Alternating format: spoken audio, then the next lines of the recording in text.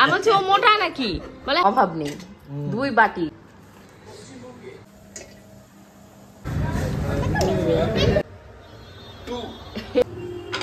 তুই কি করছো?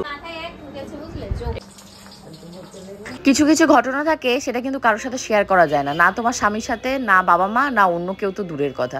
তো সেরকমই কিছু ঘটনা লাস্ট ধরো 1-2 দিন ধরে আমার সাথে ঘটছে, বাট আমি সেটা কাউকে বলতে পারছি না বলেই জানো তো মনের ভেতর গুমড়ে গুমড়ে মরতে হচ্ছে। তো আজকের দিনটা অন্যরকমভাবে একদম ভেবেছিলাম, বাট শুরুটাই হয়েছে অন্যরকমভাবে। ঘুম থেকে ভেবেছিলাম আরও সকালবেলা উঠবো, ভিডিও এডিটিং করব, যেহেতু সানডে।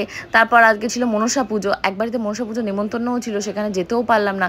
কেন যেতে পারলাম না, বাপের বাড়িতেও কেন যেতে পারলাম না, সেই সমস্ত মিলিয়ে আজকে ব্লগটাকে সাজিয়েছি। হোপফুলি তোমাদের ভালো লাগবে। ঘড়িতে এখন বেজে গেছে প্রায় তোমাদের 9:30-10টার কাছাকাছি। শিবানীদিরা বাড়ি চলে যাচ্ছে, কাজ শেষ হয়ে গেছে তার জন্য নয়, কাজ করতে পারিনি তার জন্য। অ্যাকচুয়ালি পাম্প খারাপ হয়ে গেছে, মোটর কখন যে মিস্ত্রি এসে ঠিক করবে তার ঠিক ঠিকানা নেই। আমি বললাম হ্যাঁ চলে যা, মেন যে কালপি তোমাদের গোপুদাকে চলো খুঁজে আসি কোথায়। না 2টোর সময় আমি উঠেও দেখেছি। আমি এখানটা থেকে অত দূরে তো বোঝা যায় না যে কি হচ্ছে না হচ্ছে, ধোয়া দাও দাও করে উঠছে না দেখে আমি আর কিছু বলি। আমি তাহলে বন্ধ করাই আছে, আমি উঁকি মেরে দেখেছি গ্যাসের উপর কিছু ছিল না। তো সংসার নিয়ে তোমাদের গোপুচন্দ্রের মাথা ব্যথা যে নেই খুব একটা, সেটা তো তোমরা 3-4 বছর আমার ব্লগ দেখে বুঝেছো। আজকেও তার অন্যথা নয়, কত ইজিলি বলে দিচ্ছে ওদের, বলো যেমন আছে সেরকম থাক, কালকে এসে কাজ করতে। কালকে এসে নাকি 1 বালতি জামা ভিজিয়েছে, সেগুলো কাচবে। আর হাফ হাফ করে এপাশে ওপাশে বাসন মেজেছে, সেগুলো নাকি কালকে আসবে। হাফ মাজা হয়ে গেছে, জলের অভাবে ধুতে পারছে না। তারপর আমি বললাম তাহলে বাপি তাদের ট্যাঙ্কি থেকে হাফ বালতি জল নিয়ে এসে বাসন কটা অন্তত ধো, সেখানেও জল শেষ। মাইক্রো ওভেনে আর হ্যাঁ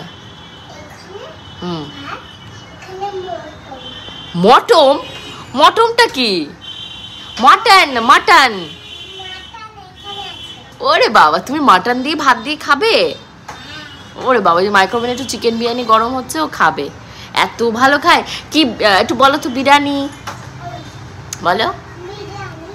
বিরিয়ানি কি? বিরিয়ানির গন্ধ যদি একবার পাই বলবো, বিরিয়ানি এত পছন্দ। ধরো আমাদের এই বাড়ির সামনে তো বিরিয়ানির মার্কেট বলতে পারা যায়, তো ওখান থেকে গেলেই বিরিয়ানির গন্ধ আসে, ধরো টোটোতে করে। মা ওই যে বিরিয়ানির গন্ধ বেরোচ্ছে, বিরিয়ানি নয় বিরিয়ানির গন্ধ বেরোচ্ছে, বসে আছে দেখো ঠাকুমা।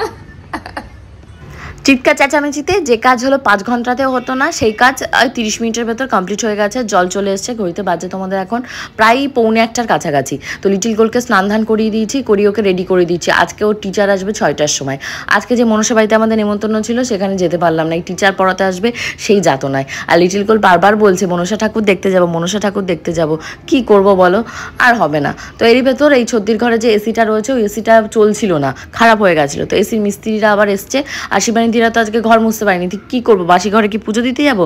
আবার ওই মফটাকে ক্লিন করেছি, করে ঠাকুর ঘরটাকে আগে মুছে এসেছি, তারপর আমার ঘরগুলো পরিষ্কার করে মুছে নিচ্ছি এখন। কে করেছে মা এরকম? কে করেছে এরকম?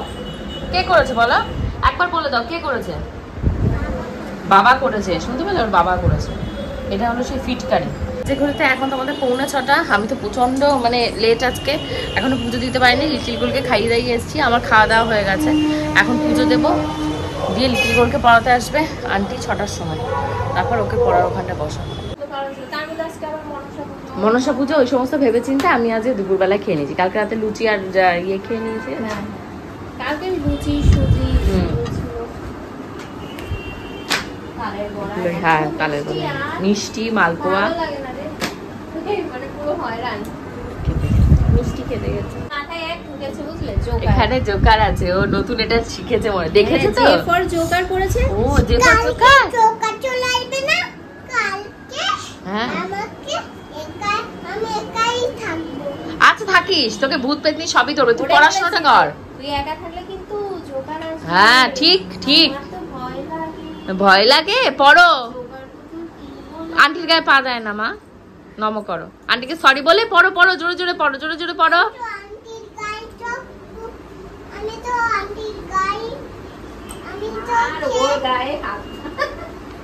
পা দেয় না আন্টির গায়ে।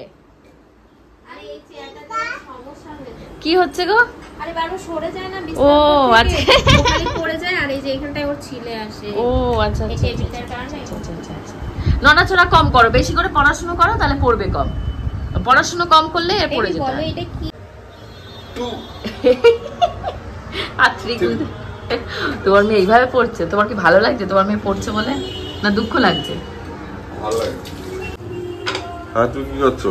কি করছি দেখতে পাচ্ছ না? তোমার মেয়ে টিচার এসছে, তার জন্য চা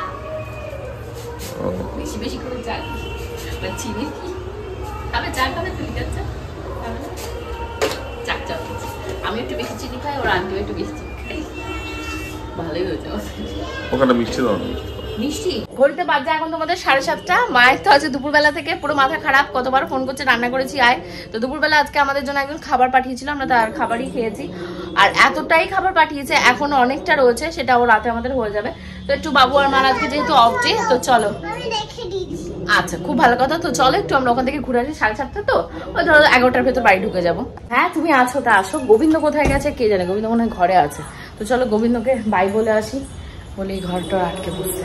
গোবিন্দ নেই, গোবিন্দ মহারাজ নেই, কোথায় বেরিয়েছে কে জানে, বলে যায়নি। তাহলে চালা, আসো আসো, জুতোটা পরে আসো। ওই দেখো আমি আসছি। তো তা আসবে তো, জুতোটা না পরলে কি করে হবে? পড়ো পড়ো, তাড়াতাড়ি পড়ো। এবার বেরো বেরো বেরো বেরো, এপাশ দিয়ে বেরো। সকাল থেকে ওই যাতনার জন্য আজকে আর বাপের বাড়িতে যাইওনি। আর বাপের বাড়িতে কত যাব, ঘন ঘন প্রত্যেক দিনই তো বাপের বাড়িতে থাকাও যাচ্ছে। ঘর বাড়িতে প্রায় রান্নাবান্না উঠেই গেছে। আজকেও দুপুরবেলা তোমাদেরকে বললাম একজন খাবার পাঠিয়েছে, তোমাদের গোবর চাকরি পাইয়ে দিয়েছে। তো সেই খুশিতে ফ্রাইড রাইস, মাটন, বাটি ভরে ভরে মিষ্টি, দই এই সমস্ত পাঠিয়ে দিয়েছে। দুপুরবেলায় রান্নাই করতে হয়নি। তো এখানে সন্ধ্যেবেলার দিকে বাবুর জন্য একটা ভেজ বার্গার নিয়ে এসেছি, আর লিটিল গোল্ড কেক খেতে চেয়েছে তাই কেক নিয়ে এসেছি। আর এসে দেখি মা তালের বড়া বানাচ্ছে। অলরেডি পূজার সনজিৎ একটু আগেই ঢুকেছে। তো আমি তো জানি না কে আসবে কে আসবে না, আনলে খাবার দাবার ফেলা হয়, এখানে এক্সট্রা খাবার দাবার কেউ খায় না, ফেলে দেয়। তো আমি তার জন্য এক্সট্রা টাকা খরচ করে তো দরকার নেই, বাবা আমার টাকা আমার থাক, কে আমার টাকায় খেলো না খেলো আমার কিছু যায় আসে না। তো এবার তালের বড়া মা বানাবে। তো পূজা আগে ভিডিও করছিল, ভিডিও করার পর আবার আমি এসেছি যে আমার ব্লগিং এর জন্য যে ভিডিও করে রাখি, কারণ ফার্স্ট মা এবছর তালের বড়া বানাচ্ছে। আমার বাড়িতে আমার এখনো তালের মানে কাঠ টাত বানিয়ে টানিয়ে আর দেওয়া হয়নি, কি করেই বা দেবো, বা ভগবানকে কি করে দেবো। ওপাশে রান্নাঘর গোবিন্দ, এবার গোবিন্দর সাথে গিয়ে করতে গেলে অনেক রকমের নিয়ম কানুন পালন করতে হবে। তারপর ভিডিও বানালে ভিডিও দেখে আবার এক একজন এক এক রকমের কুরুচিকর মন্তব্য করবে, যেগুলোতে আমি আরও ডিসকারেজ হয়ে যাব। তো আমি চাই না এগুলো আমার লাইফে নেগেটিভিটি যত আমি পারি অ্যাভয়েড করে যাই। লোককে কোনো কথার উত্তর দিই না, মানে লোকে কিভাবে বলো তো, আমি কোনো কথার উত্তর দিই না, চুপ করে যাই, ভাবে আমার থোতামুখ ভোতা করে দিয়েছে। আমি যে উত্তর দিয়ে আমি যে তাকে ছোট করতে চাইছি না সেটা বোঝে না, কারণ আমি না পুরো বোমের মতন, যখন ফাটবো একদম নিয়ে এমনভাবে ফাটবো কেউ বাঁচবে না। তার জন্য আমি সবসময় বলি আমাকে কেউ তাতাবে না, আমি চুপ করে আছি, আমাকে চুপ করে থাকতে দেবে। শান্ত মেয়ে ভদ্র মেয়ে আছি সেইভাবে থাকতে দেবো। কিন্তু এই কিছু কিছু মানুষের ঘটে তো বুদ্ধি নেই, আমাকে তাতাতে আসা তখনই খেয়ে যায়। তো সবসময় শুনতেই হয় যে আমি বাপের সম্পত্তি ভোগ করছি, সে তুমি আমার বাপের বাড়ির কথাই বলো আর শ্বশুর বাড়ির কথাই বলো, আর বাকি সবাই হলো খেটে পিটে করছে। তা তোমাদের খাটাপিটা যে কপালে লেখা রয়েছে সেটা কি আমি ভাগ্য বিধাতা আমি লিখেছি? লিখিনি তো, ভগবান আমার কপালও লিখেছে, তোমার কপালও লিখেছে। ঈশ্বর যাকে যেটুকু দরকার তাকে সেটুকুই দেবে, তার থেকে এক অংশ বেশিও দেবে না কমও দেবে না। আমার ভাগ্যের দুঃখ যেমন কেউ নিতে পারবে না, কারো ভাগ্যের সুখও আমি সেরকম নিতে পারবো না। এই আমার যে কাছের লোকজনগুলো তারা সেটা বোঝে না, আমার কপালের সুখ দেখে চলতে থাকে। কি সুখে আছি আমাকে তোমরাই কমেন্ট করে বলো তো। আমি কি প্রত্যেকদিন রেস্টুরেন্টে খেতে চলে যাচ্ছি, কোটি কোটি টাকার গয়না পরছি, না লাখ লাখ টাকার গাড়ি চড়ে বেড়াচ্ছি? আমার তো কত কিছু করার ক্ষমতা থাকে, কিন্তু তার সত্ত্বেও আমার হাত পা বাঁধা, আমি করতে পারি না, কারণ আমি জয়েন্ট ফ্যামিলি থেকে বিলং করি। কত লোকের কত কথা শুনি যে এই ওই তাই, এটা ব্যবহার করলো ওটা ব্যবহার করলো, এটা নষ্ট করলো ওটা খারাপ করলো, বাট এগুলো আমি পর্যন্ত ছিলাম চুপ করেছিলাম। কিন্তু আমার মেয়েকে যদি কেউ কিছু ধরলে এটা কেন ধরলো এটা কেন নষ্ট করলো বলে, ভাই আমি চুপ থাকবো না, কারণ আমার মেয়ে আমার সবার প্রথম এবং সবার শেষ। কে কি বললো কে কি করলো আমার দেখার দরকার নেই, তাতে আমার যদি কারোর সাথে সম্পর্ক নাও থাকে আমার বিন্দুমাত্র দুঃখ হবে না। তো যাই হোক, আমার আরও দুঃখ হচ্ছে না, কারণ মা এখন তালের বড়া সব কটা সুন্দর করে ভেজে ফেলেছে। আমি আশাই করিনি এত ভালো হবে। এই দেখো বড় বড় সাইজের নারকেল ফারকেল কত কিছু এর ভেতরে দিয়েছে। তাই আমি বলছি মা ভেতরটা কাঁচা আছে নাকি চেক করো, যে তুমি এত তাড়াতাড়ি তুলে নিচ্ছ। তা বললো না ভেতরটা টেনে যাবে না। সত্যি তালের বড়াগুলো খুব ভালো হয়েছিল। মা আবার গোপাল আর হলো গোবিন্দ বলে দিয়ে দিয়েছে। আমি তো তালের বড়া অতটা পছন্দ করি না। মাকে আমি বলছিলাম তালের ক্ষীর করনি, তা বলছে না একটা তাল দিয়ে পুরোটা বানিয়ে ফেলেছে। সে ঠিক আছে, আমার পছন্দ মতনই যে আমার মা সবসময় রান্না বান্না করবে তার তো কোনো মানে নেই, কারণ মার আরও অনেক লোকজন আছে যাদেরকে নিয়ে ভাবনা চিন্তা করতে হয়। কি ঠান্ডা? ওটা কি বলতো দিলি দিদুকে? পকোড়া? তুই কি করে বুঝলি পকোড়া? কি করে বুঝলি বল? পকোড়া তো নেই, ওটা কি আছে বল তো ঠিক করে? পকোড়ার আগের স্টেপটা কি? চিকেন আছে ওটা? আমি তালের বড়া খাবো না বলে মাকে বললাম আগে কিন্তু কতগুলো চিকেন পকোড়া হয়েছিল, এক্সট্রা ছিল, তা সেগুলো ভাজো, আর কি পচিয়ে ফেলবে না অন্য কাউকে দেবে। তা মা তাড়াতাড়ি করে আবার সেগুলোকে ভাজতে শুরু করেছে।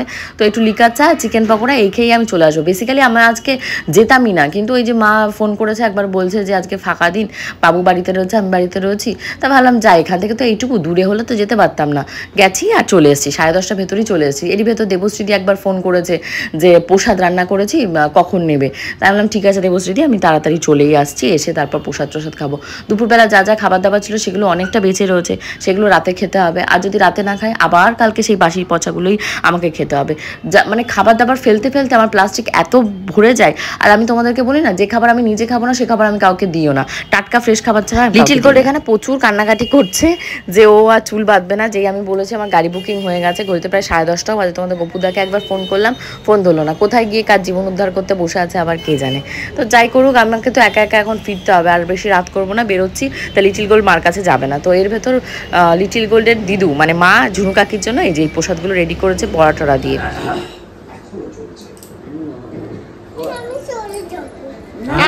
চলে যা বলে, হ্যাঁ হ্যাঁ চলে যা, বের করে দাও ওকে, বেরো, চুল বেঁধে হয় আর একটা, যা জামা তোল, সানাদি জামা তোল।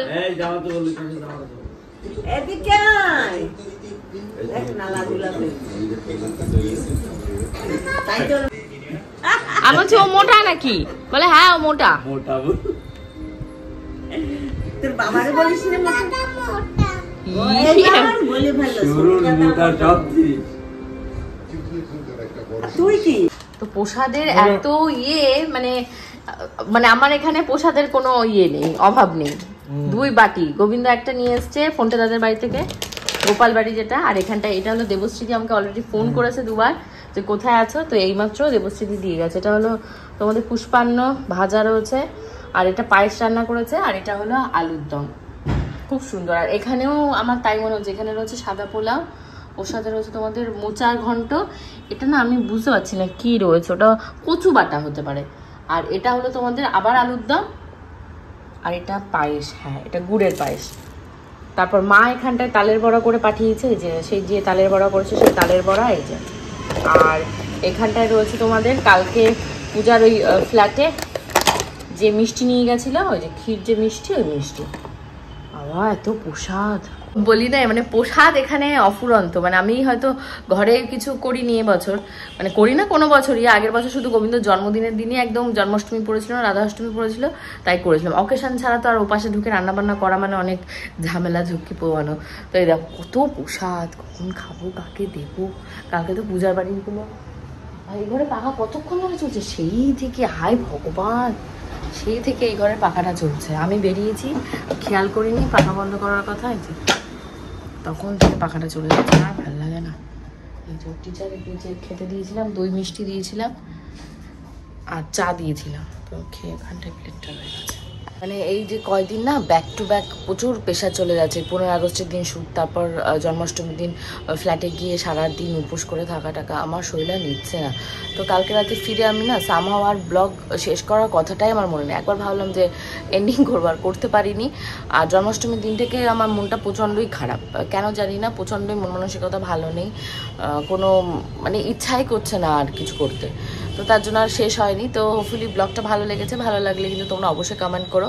তো আজকে কিন্তু রয়ে গেছে তোমাদের সোমবার, তো সোমবার সকালে আমি ব্লগটা এখানে শেষ করছি। আজকে থেকে আবার মঙ্গলবার তোমরা ব্লগটা পাবে। তো কালকে ব্লগে দেখা হচ্ছে। কালকে ব্লগ ভীষণই ফাটাফাটি মজাদার হবে, একটা সারপ্রাইজ আছে, তো সেটা কালকে ব্লগ দেখলেই জানতে পারবে। See in the next blog.